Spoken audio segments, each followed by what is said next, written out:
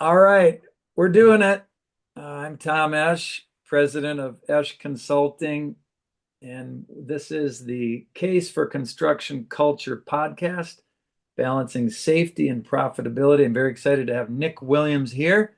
Nick wears at least two hats that I can tell. Nick is he's the president and CEO of Rise LLC, and he's the CEO of the American Subcontractor Association of Colorado. Welcome, Nick. Thank you, Tom. Appreciate you having me on. Yeah, I really connected on our first call there. Actually, we talked some many years ago, and I sort of forgot, but I think it was 10 years ago we first met or talked. So say just a tiny bit about these two organizations that you lead. Yeah, I incorporated RISE. It's an acronym, stands for Recover, Inspire, Serve, and Empower last August. Um, have the opportunity to do training, consulting, education as it pertains to suicide and overdose prevention and recovery, Yeah. and awareness. And then at the ASA, I just get the pleasure of doing the type of work that I did for 15 years as a director of operations at a specialty trade contractor, but now I get to support and really just be there for all of Colorado's subcontractors. So I consider it a pleasure and love every day that I get to do it. Sweet. Wow, boy, that's a lot you're doing. And I know Subcontractors has a new name these days. I don't know if you're going to rename the organization, the Trade Partner Association of Colorado, but I'm sure you've had that conversation, Nick, along the way. No? Yeah, it's a hot button item. I think partnership is truly at the root of everything that we do at ASA. We collaborate with AGC, CCA, Hispanic contractors. We really do view the entire industry as partners, but I think there's an old school pride in the term subcontractor. It's been around a long time. Folks Yeah. have done some work under the banner of ASA, so I think we'll keep it for the near future. Well, there's some wisdom there. I appreciate your awareness, Nick. I know you and I connect a lot in terms of our values. I know we've both been touched by the suicide issue. We both know it's huge in construction. You've been in the construction industry a long time, starting first with your family business. I also came in through the family business, and so that there's a lot in common here. What we're talking about is safety and culture and communication and profitability. And how do you balance safety and profitability? And you have a wealth of experience out there in Colorado, and I know around the country, different people that you have partnered with and worked with. And I want to start off just asking, what are you most excited about with either of the main two hats you wear? What's exciting as you look, into this 2025 with some of the madness in the world and whatever people think about the politics? There's a lot of intensity, but what are you excited about in terms of your work? Well, honestly, the opportunity to increase the bandwidth of what I consider my own personal mission, which is to enhance and save lives in this industry, and just the opportunity to get to collaborate with so many great people that are doing the hard work and have been for a long time. Great associations, partners, etc. In November, we're going to be putting on a health and safety summit, full day conference, collaborating with five other associations. Um, Top tier presentation material, partners that'll be able to fulfill and fill in parts of a company's needs when it comes to holistic mental health and physical health of a worker. So I'm excited to get to deliver that event. There's a whole team of people helping me. There's about a dozen folks on our committee, and um, we are getting very excited about what is going to happen this upcoming November. That's exciting. Is that in just in Colorado or is that beyond Colorado? Yeah, we're doing that here in Colorado, pretty close to downtown Denver at the PPA Event Center.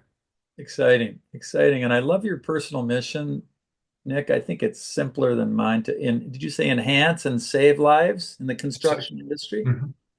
Boy, that's so great. And everybody knows there's a lot of dangers and hazards. Not everyone knows about the mental health stuff.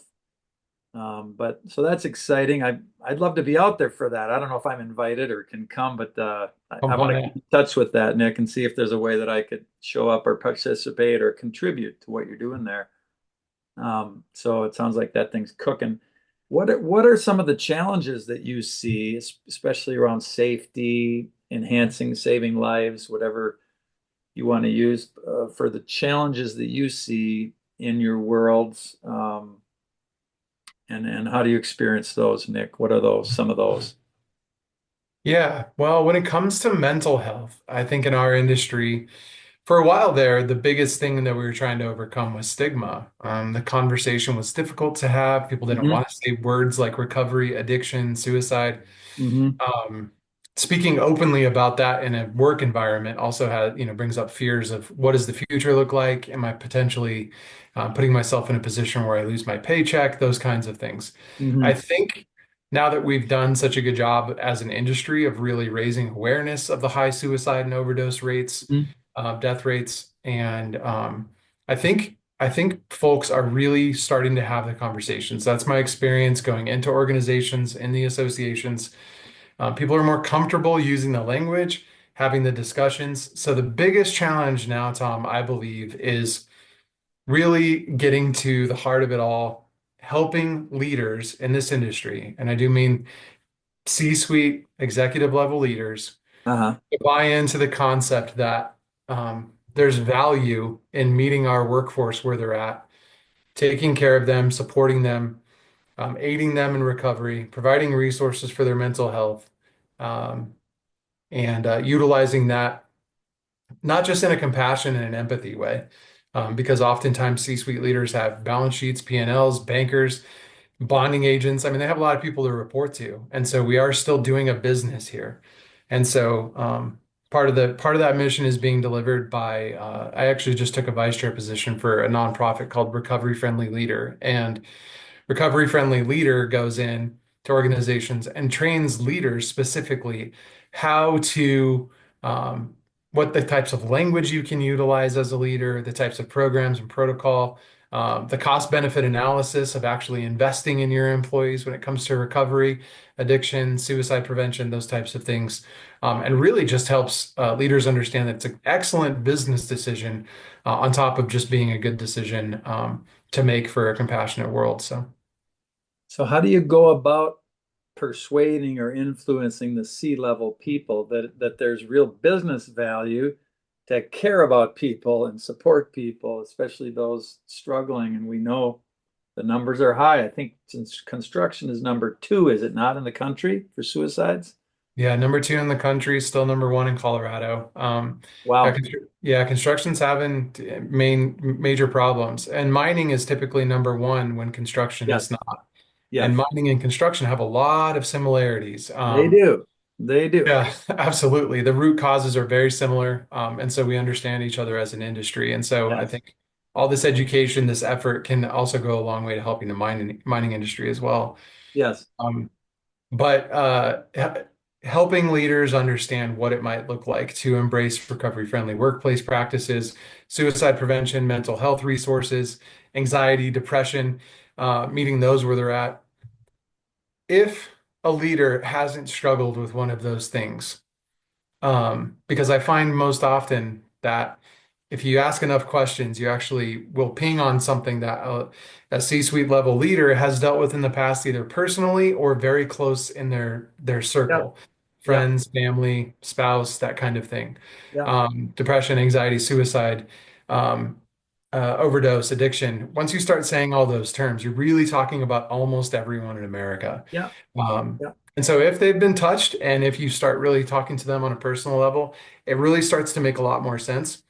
Let's say that somebody has lived a life in which they haven't been touched by any of that, and they really just need to understand the business sense. Well, the National Safety Council has done a really good job of putting together cost calculators that show us how much investment it actually saves you on the back end per employee, as it relates to mental health, uh, recovery, workplace practices. The NSC has cost calculators right on their website that are a very effective tool in helping CEOs and CFOs understand that, we spend a little bit of money on this on the front end. There's actually going to be cost savings, as well as higher retention rates, better performing employees, less downtime, less recovery time, that type of thing. So it turns out to be actually a really excellent business decision to invest in those things. Well, that's really clear. And I did not know the NSC had that tool. I've got to go check that out. The national website. Yep, Would absolutely. encourage anybody listening to check that out. The NSC is highly respected, and I'd love to see that, Nick. I bet you that's a fairly recent study or report. They just added, they had the mental health cost calculator early last year. I believe they added um, the recovery and addiction cost calculator last year as well. Wow.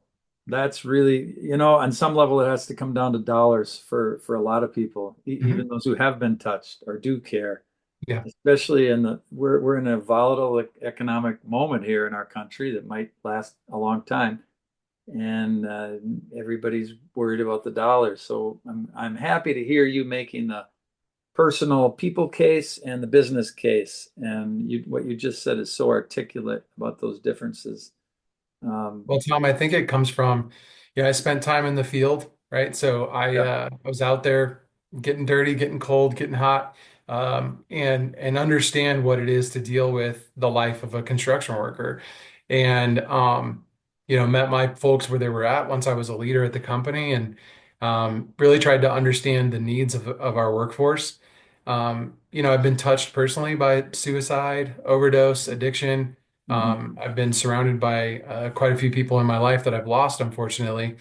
Mhm. Um, and that's informed and made me passionate about what we do. But honestly, what continues to fuel my passion is the concept that, there's so many folks and so many great folks in this industry that deserve for us to help them provide a scaffolding to really assist in what that might look like in the future with lower rates and less deaths and better lives. So that's really where my passion drives me and gets me up in the morning going. Awesome. And there's plenty to do. And even though I agree with you, we've overcome the first hurdle of just removing some of the stigma. I don't think we've removed it everywhere. And I don't know if Colorado is a little more progressive than some other states, but I know plenty of companies where you're still a pussy if you have a feeling or, I mean, it's out there. Um, there's plenty of work to be done. But let, let's talk for a minute about culture because it's a giant word, it's a giant concept. It gets tossed around. I use it, I write about it, you talk about it. How do you understand culture in especially with your particular angle on mental health and um, caring for the tough in the tough guy blue collar world, showing some care for people? How would you define culture? Does culture matter? Do you see culture showing up in some of your conversations working with all the companies and C-level people that you work with? Yeah, here's what I've experienced through the different work that I've done. Culture is dynamic and shifting and different at every level of every organization. So, there's a published culture plaque and a vision, a mission, core values that aim to arm workers with understanding about how this company does business, right? Yeah, Well, there's also nested cultures within every organization. In construction, you have your operations team, your estimating team. yeah, Typically, you'll see a little bit of a different culture. yeah, What I've become particularly interested in over these past couple of years, especially as I went and got some more education from the School of Public Health, we learn an awful lot about safety climate and climate being really the measure of the impact that culture is having. And I have fully embraced the concept that perception is reality. And so the core values and the mission and vision are fantastic to have, and they're good driving forces. But if they are not real, upheld, and promoted in the company, then you really don't have a listed culture at the head of the company. You have concepts that exist in a space that are all their own, but aren't actually real, right? Because the climate tells us you go poll your people, send them a year-end engagement survey, ask them a bunch of questions about how they feel about that mission, vision, and core values. And if they come back and tell you that this one means a lot, this one ain't worth a damn, we don't actually do that here. That's real. That's very real. And I think that often the perception gap for management is that, well, we're really putting forward these concepts and we're doing a good job of XYZ. And if your field people say, yeah, X is great, but Y and Z no go, you better believe that that's the truth. And I think that that perception becoming reality concept is something that leaders can truly try to understand and give credence to and start to believe their workforce that there's an awful lot of work that we still need to do and trust that that perception gap is going to provide quite a lot of gray area and you might be looking through some rose-colored glasses as a leader. So I think it's wise to really listen to that safety climate. Boy, that's really great. And I see it also, the optimistic, strong-minded founder owner. This is who we are. We got the values. And then the reality when I'm coaching and working with his team or her team, it's sometimes very the professed and the operative realities are sometimes very different. Mhm. And it's like the body never lies. The words and the mouth can lie all day long, but the body language when you're in communication, I always say if you ask somebody to do something and they say, "Okay, sure thing, boss, I'll get right on it," I said that's a no. The body said no, I'm not going to get right on it. Yeah. The word said yes. The owner, so I think you're absolutely right. The perceived, what's actually happening, what the workers say is happening, and that's a really interesting topic to me because it involves rank and power. And sometimes those with high rank don't always listen really well to those out on the front lines for lots of different reasons. And sometimes those on the front lines don't have the whole story either. Don't have, or it's their particular crew or something. So it's complicated. So your sense that culture is ever changing, it's complex, it's different in different worlds. But I think it can definitely come down to do we do what we say we're going to do consistently or consistently enough that that's really accurate. And I'm right with you. I mean, I know plenty of companies where I've either worked or my family has worked, and they're shiny, sparkly, all-star, best place to work. And then there's 10 stories of things that I can't believe that that have happened. And yeah, so I think you and I are really in alignment on that one. And I still think we got to work at it. And how would you say that gap impacts your passion of well-being and mental health and preventing trouble from happening when there is that gap? Do you perceive that or ever work with that or address that, Nick, in working for the well-being of workers? Yeah, I think it's really important to provide training, resources, education for every level of the organization so that you can really enact change from the bottom up, top down, and everywhere throughout. I think that organizations that embrace a concept where their senior level leaders get some knowledge and then filter it down, you see that being a lot less effective than when you actually invest in training your mid-level management, field managers, and even field personnel to empower them to be part of making decisions about the hierarchy of controls, to really look to your entire workforce as an opportunity rather than, getting in the way of the protocol or the process, but really look at it as an opportunity to learn, grow, stay dynamic, stay innovative. I always embraced a concept that as a leader, I'm supporting from below. So my job is to build and provide scaffolding that helps support the efforts of all of the people that are doing the work.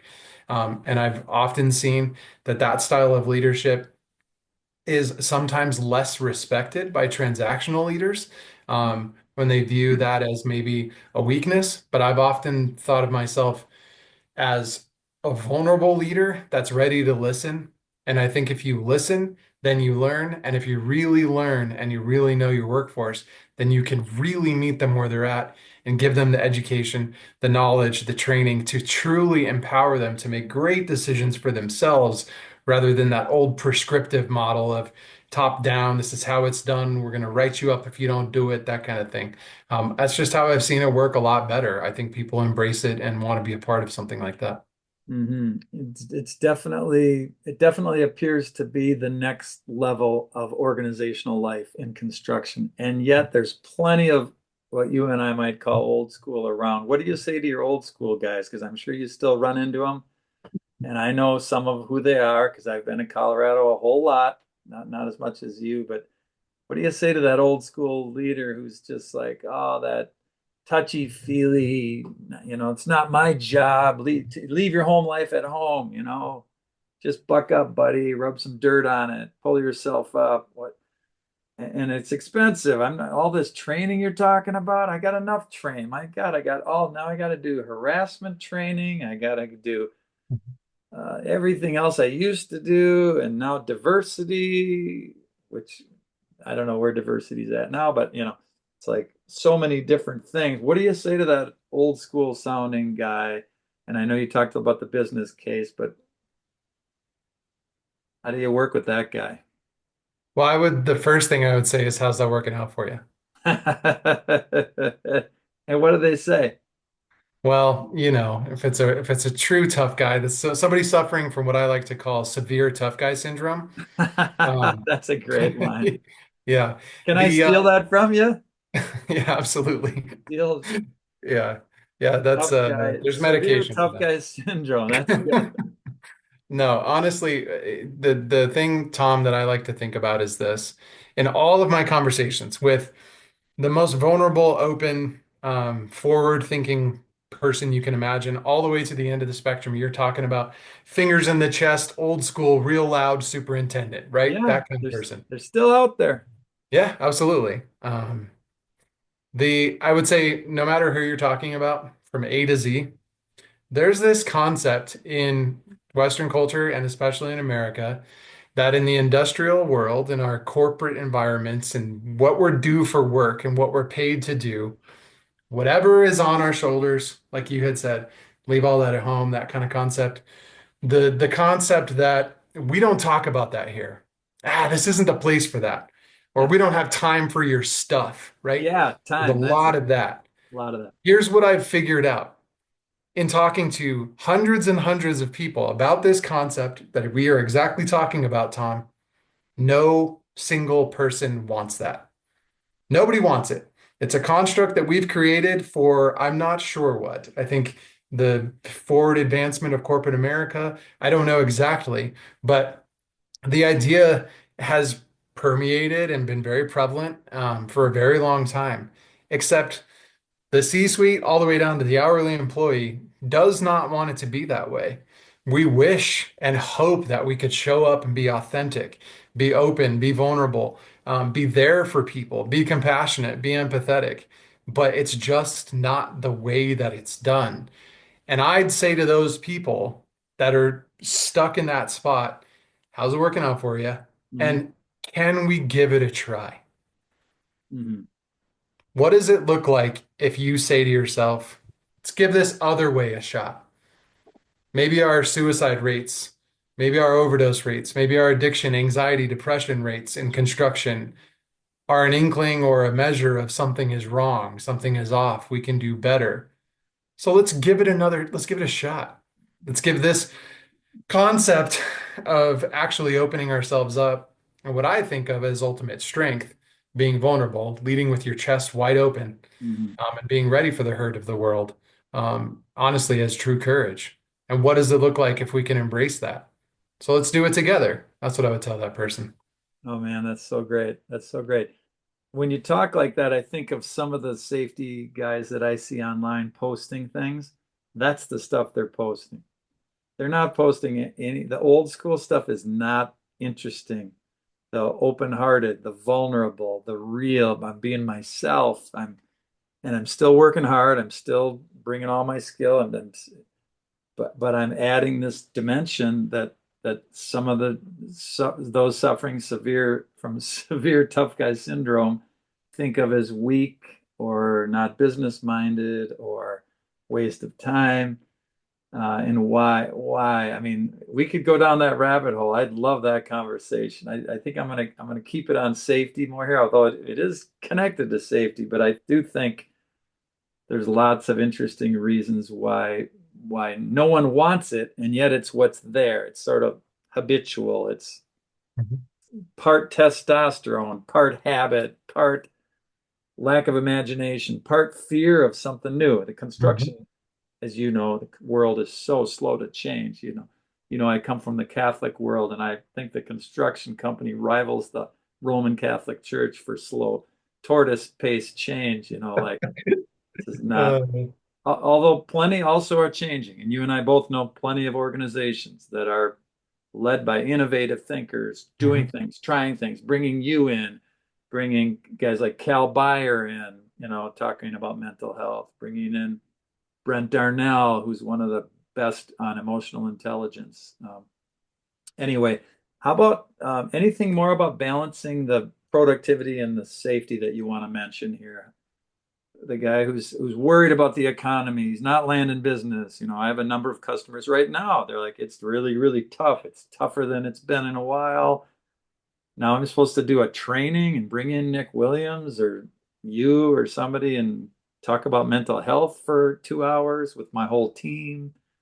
I can't do that and bid and win. And how do you talk about that stuff, Nick? I'd say to that person exactly what you just said. The construction industry is extremely slow to change. And if you want to be on the cutting edge, if you want to be able to uh, capture some of the profit in a less profitable future, which is what the economists are telling us, you got to innovate. And if you're going to innovate and you're going to really think about what the future might hold, Mhm. that means new leaders, new generations. That's the only option you have moving forward. That's just how the history of this organization or the history of this industry works. We're going to have AI taking over. We're going to have all sorts of opportunities for innovation. If you don't innovate when it comes to safety, or even with conceptual pieces of the puzzle like we're trying to put together in another group that I'm working with, um, what does it look like to think in a different way, to kind of repaint the model, to go to your ownership, to go to your teams, to go to your general contractors and say, hey, what does it look like to create a more realistic project schedule that would deliver better quality, better safety, higher returns on investment, but may take a little longer, right? So you tell the client, yes, the schedule is going to push a little longer, but I can guarantee you that we're going to have improved safety and quality. What I've seen from forward-thinking and innovative general contractors is that owners take that all day long. I've worked on job sites where general contractors will deliver um, only subcontractors on site that embrace recovery, only subcontractors on Wow. site that Really? yeah, yeah, very forward-thinking ownership. Wow. Um, you're required to have a work comp case management plan, return to work plan, the types of dart rates and loss runs and those pieces of the puzzle, of course. But then also, what does it look like? Do you actually take care of your employees in a holistic way? What do your resources look like? Are we actually trying to sell ourselves as a valuable organization, not just in that we can deliver a product in a certain condensed timeline, but we can do it safely with higher quality, with better people, and our folks actually go home feeling more fulfilled, taken care of. There's owners that are looking to buy that type of experience rather than the same old cookie cutter, crunch, crunch, crunch, get to the end. Hopefully nobody dies. And here we go starting renting these apartments, right? There's another way around the corner, and we see it in the future. So I would say that all that innovation and the way the future looks, I may sound like what are they, the chicken with his head cut off running around screaming, telling tales out of school, but I don't think so. And what I've seen is that this is truly the way of the future, actually utilizing people, thinking about them as people, supporting them as people, and not thinking about our workforce as some unnamed glob, but a workforce that's created of many, many individuals that have names and families and they can show up authentic. So that's what I think. No, and I think you're right on. Part of it, I think, is that our younger generation people won't stand for the old school, almost all of them. Very few that I've met under the age of 30 want to live in the world that many of the baby boomers were in and created. Hard work, Mhm. nose to the grindstone, rub the dirt on it, safety what, 20, 30, 40 years ago. And our young people aren't standing for it. And I'm not sure that some of the others coming in the industry, women and people of color from different communities and ethnic backgrounds, I think are going to help change that equation too and move it in the direction you're talking about. I think. I don't know if you agree with that or not. You touched on a piece of the puzzle that means a lot to me, Tom. We have a workforce development problem in our industry like you wouldn't believe, right? Tom, you Oh, know as well huge. as anybody. Huge, right? Unbelievable. Huge gap. We got a talent gap, we got acquisition gap. We also don't treat women particularly well and don't identify opportunities for leadership for women. Yep. And our workforce is made up entirely of 11%, 4% craft workers nationally, of women. Women. We're not leveraging the 51% of the population correctly. We Hmm. fix that problem. We give women opportunities for leadership, for sponsorship and mentorship. They're better transformational leaders than men anyway. So we bring women into our industry, allow them opportunities to actually create transformational growth, opportunities, innovation. All of a sudden, we're a better industry and our workforce development problem went away all in one. We need more women in construction, bar none. Amen. Did you say 4% nationally or 11? I missed. 11% nationally, 4% is craft workers. So that 7% is typically management, support staff, that kind of Yeah. thing. So 11% of the construction workforce is made up of Mhm. women. Mhm. Wow.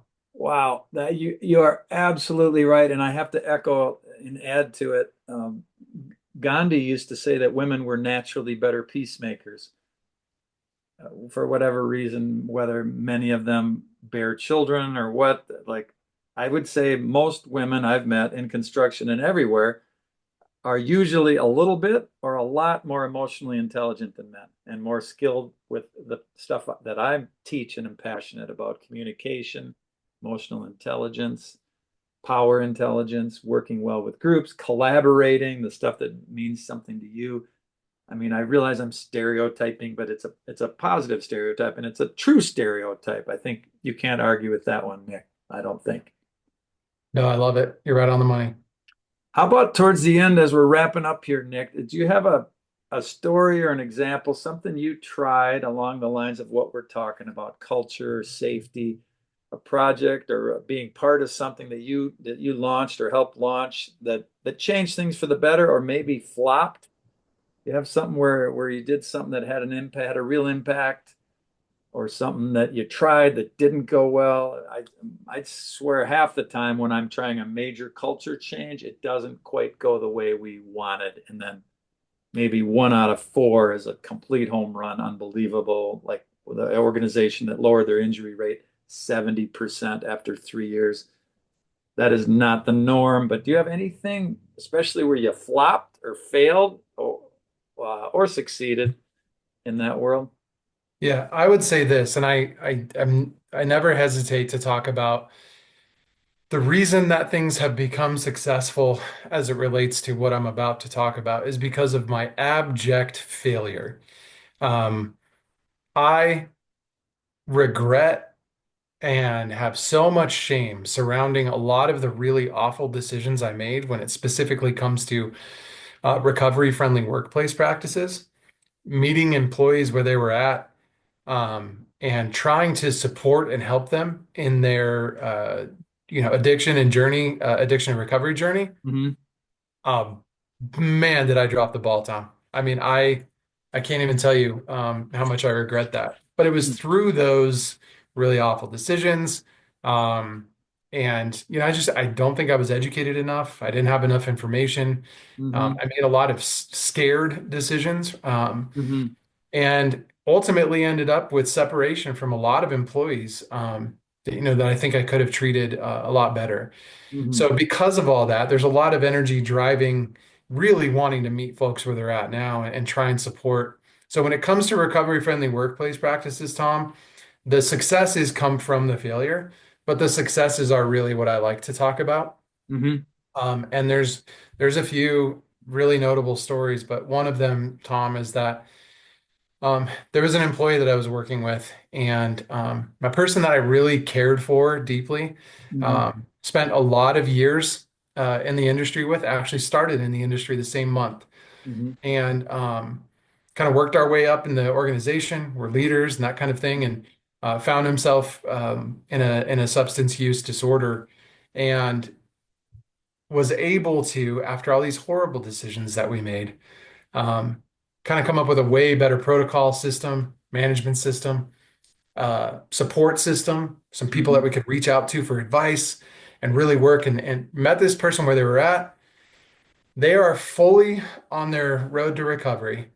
They are recommitted to their family, taking care of their work life, their personal life, their family life in a way that they were failing to show up for, um, and in a way that for them is so much more meaningful that, every time I see this person, I get a big hug. And that really right there is all of the story that I need at the end of the day. When I saw someone that was really struggling, really having a tough time, and I know that, maybe an easier decision is, all right, that's the end of our journey together. But instead, we kept going together. And here he is on the backside of that, just really living a life that he knew he could live. And thankfully, we were as an organization able to help support and scaffold that journey. So that's what makes the stories worth it, Tom. I love it. What a great story, Nick. I don't know if that erases any of that shame. I definitely heard the shame there with my background, but that must be cathartic to have stories like that. Such a powerful one, somebody you knew well and you supported. I mean, there's a lot of stories, lots of stories like this that are now happening, Nick. These are happening. And hopefully these will quickly outweigh the other ones. I don't know where the numbers are, but that's a beautiful story. Congratulations to you for continuing to support and stay with this person. The organization found a way to support them, and sounds like they're living a life of integrity and sobriety, and that is a huge thing. And the men I know who are deep in recovery are the most beautiful men I know. Yeah. They're truth tellers. They hug you when they see you. They're grateful to be alive, right? And And you ain't kidding about that. I totally agree. I share my failure only in so much that I hope it will help others that are at the beginning of maybe trying to figure out what it might look like to embrace a different way of doing things in yeah, corporate America, yeah, because it is tough, it is hard. Every recovery journey is unique. Every person is unique. yeah, There's no one size fits all, and there's no magic button. And so it is difficult. And so going down that road, it's a lot messier, but it's infinitely more valuable and definitely totally worth it. yeah. You're not going to get there without a few bumps and bruises, and it ain't going to be easy. So that's ultimately why I try to tell that story honestly. It's a beautiful story. Any final thought, Nick, that you have for the podcast viewers here? I think one thing I wanted to say, you had asked me, and I thought this was a really good question. I actually really appreciated that question. Um, you asked me what the main challenge is. Yeah. And I would say that I told you my main challenge is really just getting people to show up. Hmm. But I thought about that after you and I had initially talked about that concept. Hmm. And I realized that there's a inside the challenge is really the inverse. And it's really one of the best things that I get to see. The folks that do show up really show up. The Hmm. motivation and drive, energy, the types of things that are happening in this industry from the people that show up, Hmm. um, man, they deserve all the credit in the world for donating their time, effort, energy to making big things happen. And Hmm. so I would say that my biggest challenge is actually probably ultimately a strength, and I need to really look at the right side of that coin. Oh, it's always the way it is, isn't it, Nick? Your big strength is your big challenge. Your big resurrection is your big cross, right? To use some Christian metaphor here on the cusp of Easter. Thank you for your time. If people want to find you, what's the best way to find Nick Williams? Yeah, LinkedIn's great. I'm on LinkedIn all the time. Enjoy connecting over LinkedIn. Shoot me a message and we'll connect. Nick Williams, ASAC, Association. Yeah, and if you just look up Nick Williams, ASA, Rise, you'll Yeah. find me. All right. Perfect. Thank you so much, Nick. Signing off and hope to see you soon.